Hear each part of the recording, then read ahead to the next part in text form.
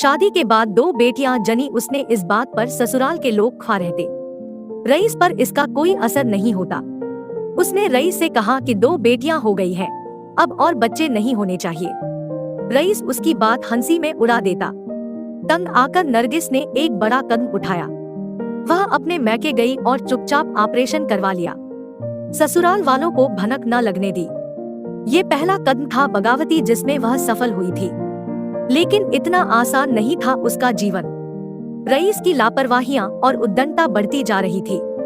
एक दिन दारू पीकर मोटरसाइकिल चलाने में उसका एक्सीडेंट हुआ। कंपाउंड फ्रैक्चर था और शरीर से बहुत सारा खून बह गया था।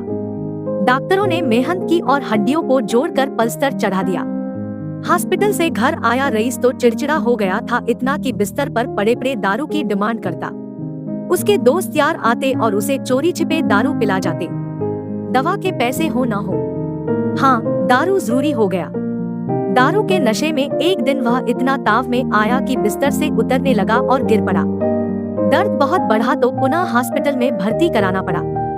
डॉक्टर ने बताया कि उसके पैर का जख्म सूख नहीं रहा है, सड़ जाएगा पैर, इसलिए अब टखने के नीचे से पैर ही काटना होगा। आनन फानन में एक पैर टखने से नीचे काटना पड़ गया। इस इलाज के चक्कर में नरगिस ने बिरयानी की दुकान रईस के एक दोस्त को बेच दी। बड़े मौके की दुकान थी वह, जितनी बिरयानी बनती पूरी बिक जाती थी। ग्राहकों को रईस की बिरयानी पसंद थी। इस तरह परिवार में आमदनी का आखिरी आसरा खत्म हो गया। नरगिस पढ़ी लिखी तो ज्यादा न थी, लेकिन नरगिस बांझ न थी क्योंकि उसके 2 बेटियां थी। तो नरगिस के साथ कुछ कुछ ठीक था तो बहुत कुछ खराब भी था। जैसे को तैसे खानदान वाले मिलते हैं। जैसा नरगिस का खानदान था बहुरंगी, उसी तरह रईस का खानदान था। नरगिस के पड़ोस में किराए की खोली में रह करती थी विमला। उसका आदमी सिनेमा हॉल में नौकरी करता था और विमला काना अग्रवाल सेठ के शोरूम में सेल्स गर्ल थी। विमला ने एक दिन नरगिस के हालात देख उसे सलाह दी। उसने कहा कि एक बार सेठ जी की दुकान में नौकरी मांगने की कोशिश करे। 12-14 घंटे का काम तो है, लेकिन तनख्वाह मिलती रहेगी तो परिवार की गाड़ी चलती रहेगी। जब रईस ठीक हो जाएगा तब जो होगा सो देखा जाएगा। रईस अब बैसाखी के सहारे चलने फिरने लगा था। दोनों लड़कियां समझदार हो रही थी। नरगिस ने एक दिन रईस से नौकरी के बारे में बात की और रईस किचिर किचिर करने लगा। रईस नौकरी करने वाली औरतों का हेय दृष्टि से देखता था, लेकिन हालात के आगे उसे झुकना पड़ा। विमला ने कोशिश की और नरगिस को काम मिल गया। उसके पास अच्छे कपड़े न थे। काना सेठ ने अपने शोरूम से पुराने स्टॉक के कपड़े दे दिए। काना है तो क्या हुआ, दिल का बहुत अच्छा है अग्रवाल सेठ। अग्रवाल सेठ का कपड़े का बड़ा शोरूम है, अलग अलग कंपार्टमेंट्स हैं इसमें। नरगिस रेडीमेड शलवार सूट वाला सेक्शन देखती। लड़कियों और औरतों को बड़ी कामयाबी से टेकल करती थी नरगिस। किस स्त्री को उम्र के मुताबिक कैसी डिजाइन आकर्षक लगेगी वह जान जाती थी। ग्राहकों की पसंद, प्रकृति और फिर अपनी सलाह के अनुसार भी कुछ डिजाइन उनके सामने पटक देती थी। स्थिति ये होती कि न लेने वाला कस्टमर भी उसकी बातों में आ जाता, ढेर सारे कपड़े खरीद कर ले जाता। अगली बार जब कस्टमर आता तो काउंटर में नरगिस को खोजता। काना अग्रवाल सेठ इसीलिए नरगिस को मानता था कि उसके भर्ती होने के बाद शलवार सूट की बिक्री बढ़ी थी और नई डिजाइन लाने में नरगिस की सलाह भी वह लिया करता। सेठ के 3 बेटे पारी पारी काउंटर संभालते और नरगिस की कार्यकुशलता और व्यवहारिकता के कारण उसकी इज्जत करते थे। 4 लड़कियां और 6 आदमियों का स्टाफ है दुकान में। सुबह 9 बजे से रात 9-10 बजे तक का कार्यकाल। दोपहर में लंच टाइम। नरगिस के अलावा एक लड़की रांची की है और 2 छत्तीसगढ़िया। उनमें आपस में खूब बनती। लड़कियां जिनका हेड है प्रमोद पढ़ा लिखा लड़का है और कंप्यूटर भी चला लेता है। नरगिस के आ जाने से शलवार सूट की सेल बढ़ी है। नरगिस की कार्यकुशलता और ग्राहक की रुचि के अनुसार डीलिंग से काना अग्रवाल को बहुत लाभ हुआ है। नरगिस अपने काम में सदैव चैतन्य रहती, कोई काम बात के लिए नहीं टालती। ऐसे कामगारों को कोई कभी काम से निकालता है। शाम 4 बजे के बाद जैसे उसके शोरूम में ग्राहक टूट पड़ते हैं। ये आवाजाही रात 8 बजे तक जारी रहती है। धड़ाधड़ कपड़े बिकते हैं। सेठ और उसके लड़के बहुत व्यवहारिक हैं। ग्राहकों की अच्छी खातिरदारी करते हैं वे, जिसका असर उनकी सेल पर पड़ता है। कभी कभी रात ज्यादा हो जाती है, तब नरगिस को अकेले घर लौटना पड़ता है। विमला को लेने उसका आदमी आ जाता है।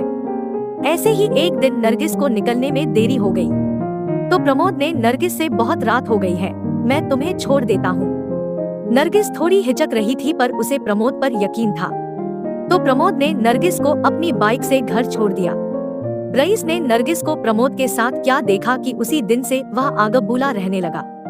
वह अब काम से लौटी थकी हारी नरगिस को गरियाता, बात पे बात नरगिस की बच्चियों को पीटने लगता।